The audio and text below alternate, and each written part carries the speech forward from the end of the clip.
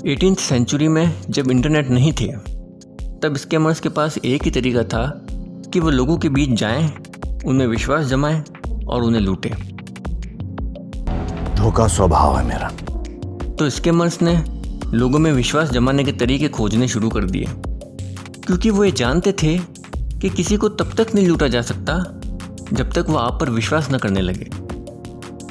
जल्द ही उन्हें समझ आ गया कि उन्हें एक फेक पर्सनैलिटी डेवलप करनी पड़ेगी जिस पर लोग भरोसा करें। ये स्कैमर्स कॉन आर्टिस्ट कहलाते हैं। सदियों से स्कैमर्स इसका इस्तेमाल कर रहे हैं लोगों को धोखा देने के लिए।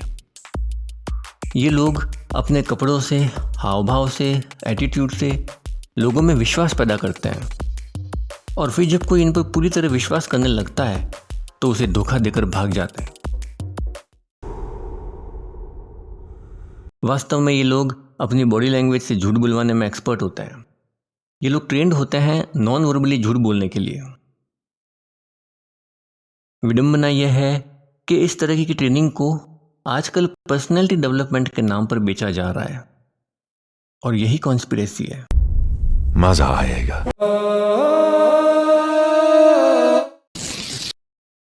Tell your current personality. अपनी पर्सनालिटी को बेहद आकर्षक बनाने के 8 आसान क्विक टिप्स जिससे आप अपनी पर्सनालिटी को डेवलप कर सकते हो। दूसरों को इंप्रेस करना, अपने बॉस को इंप्रेस करना है, लड़कियों को इंप्रेस करना है, लड़कों को इंप्रेस करना है। एहे, रहा नहीं जाता, तड़प ही ऐसी है ना। पर्सनालिटी इंप्रूव करने में ही आपका भला होगा। ये गड़बड़ है बाबा। तो ना मैं आप लोगों को वो ट्रेनिंग दूं और एक ऐसी ट्रेनिंग कि आप वर्ल्ड लेवल पे अपने आप को रिप्रेजेंट करते हैं। कोई बात नहीं, हम तो ये है। ये लोग अपनी दुकानें चला रहे हैं, पैसा बना रहे हैं और इस पर अपना घर चला रहे हैं, तो मुझे क्या तकलीफ हो रही है? भारत में कोई भी अपने मानसिक विकास के लिए जागरूक होकर पर्सनैलिटी डेवलपमेंट में इंटरेस्टेड नहीं होता, बल्कि यहाँ लोग पर्सनैलिटी डेवलपमेंट में इंटरेस्ट लेते हैं क्योंकि कोई ना कोई कॉम्प्लेक्स उन्हें अंदर ही अंदर काट रहा होता है।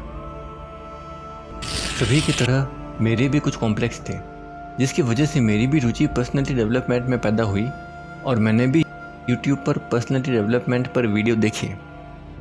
इनके बड़े बड़े दावे देखे, 1 मिलियन, 2 मिलियन, 3 मिलियन व्यूज़ देखे, 8 लाख 10 लाख सब्सक्राइबर देखे, तो लगा कि कुछ तो बात होगी, तब इतने लोग इन्हें फॉलो कर रहे हैं।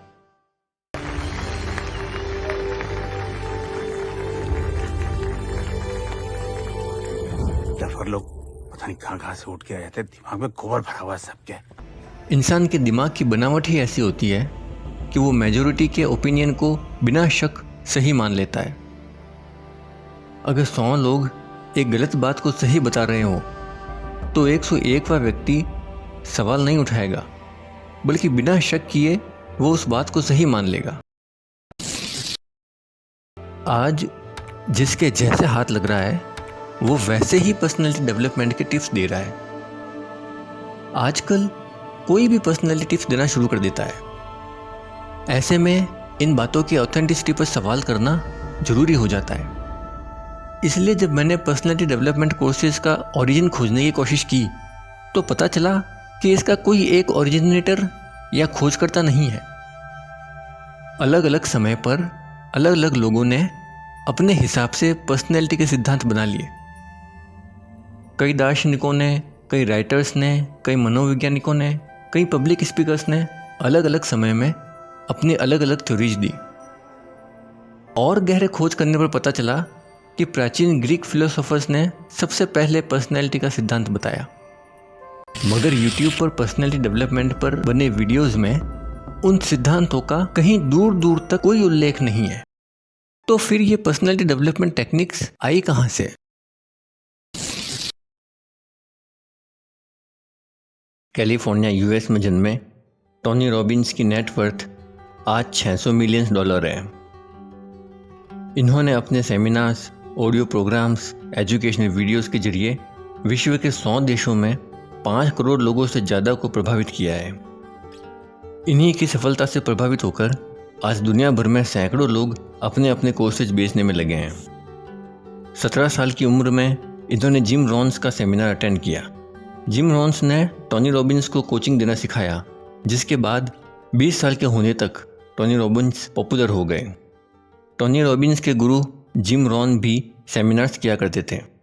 उन्हें जॉन अर्ल शॉआफ ने मेंटोर किया था और नेटवर्क मार्केटिंग कंपनी बनाई थी। शॉआफ की नेटवर्क मार्केटिंग की टेक्निकों को ही इस्तेमाल करके जिम रॉन ने सेमिनार, बिजनेस और कोर्सेज बनाए थे। ये नेटवर्क मार्केटिंग की टेक्निक असल में पिरामिड स्कीम की देन है, जिनकी खोज चार्ल्स पॉन्जी नामक व्यक्ति ने की थी।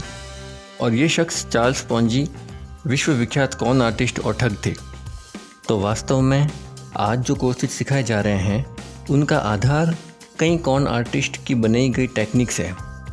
मैंने ये महसूस किया कि पर्सनैलिटी डेवलपमेंट कोर्सेज का इरादा लोगों को प्रभावित करना सिखाना है, ना कि अपना मानसिक विकास करना। लोगों को प्रभावित करके उनमें विश्वास जमाना और उनसे फ़ायदा उठाना, ये नज़रिया ही एक कॉन आर्टिस्ट का बिलीव है। और सभी पर्सनैलिटी डेवलपमेंट कोर्सेज के बेस में यही बिलीव है। 18th सेंचुरी के एक ऑस्ट्रेलियाई साइकोथेरेपिस्ट अल्फ्रेड एडलर ने बताया था कि जब कोई व्यक्ति किसी चीज़ की कमी का सामना करता है या किसी कार्य को करने में असमर्थ महसूस करता है तो उसमें फीलिंग ऑफ इन्फीरियरिटी क्रिएट होती है। स्कैमर्स इसी चीज़ का सबसे ज़्यादा इस्तेमाल करते हैं। वो जानते हैं कि हर व्यक्ति में कहीं ना कहीं फीलिंग ऑफ इन्फीरियरिटी होती है, या वह लोगों में फीलिंग ऑफ इन्फीरियरिटी क्रिएट करते हैं और फिर इसके सॉल्यूशन के नाम पर कोर्सेज, स्कीम या प्रोडक्ट बेच देते हैं। ठीक इसी तरह की तकनीक पर्सनैलिटी डेवलपमेंट कोर्सेज बेचने वाले भी इस्तेमाल करते हैं। वह आपको बताते हैं कि आप शाय और इंट्रोवर्ट हैं, आप में कॉन्फिडेंस की कमी है, इसलिए आप हिचकिचाते हैं, घबराते हैं, जीवन में सफल नहीं हो पा रहे हैं। अगर आप पर्सनैलिटी डेवलपमेंट कोर्स कर लेंगे तो आप बोल्ड, एक्सट्रोवर्ट और कॉन्फिडेंट हो जाएंगे। आप हिचकिचाएंगे नहीं और जीवन में ज़्यादा सफल हो पाएंगे।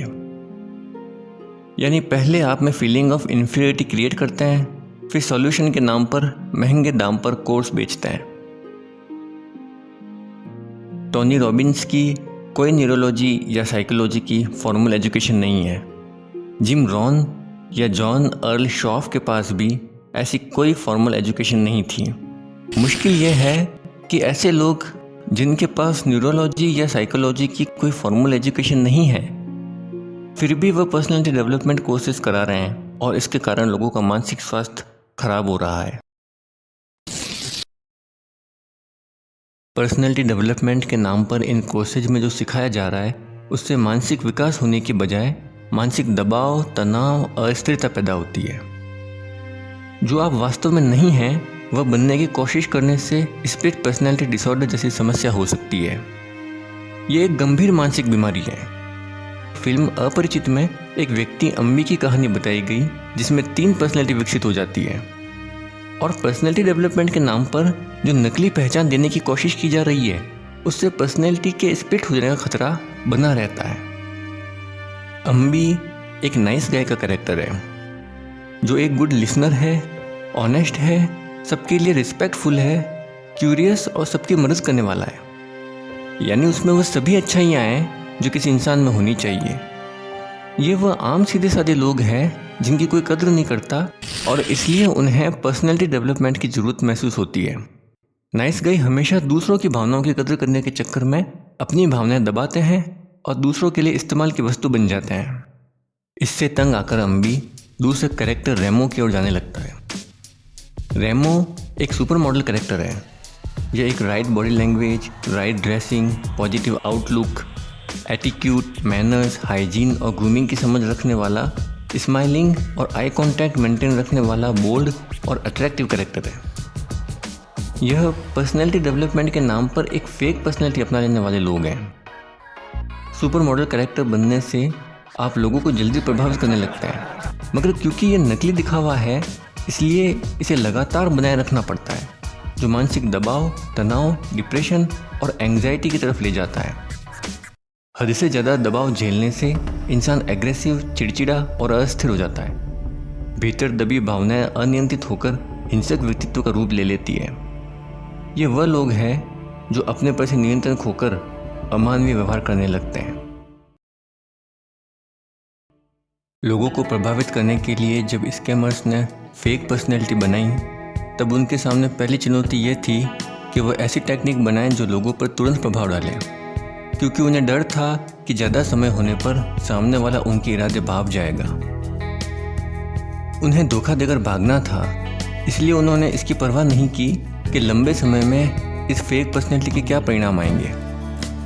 आज जो लोग इस फेक पर्सनैलिटी को पर्सनैलिटी डेवलपमेंट समझकर अपना रहे हैं, वह लोगों को तुरंत प्रभावित करने की इसकी क्षमता से प्रभावित होकर इसे अपना रहे हैं और वह ये नहीं जानते कि लॉन्ग टर्म में इसके कितने बुरे परिणाम आएंगे।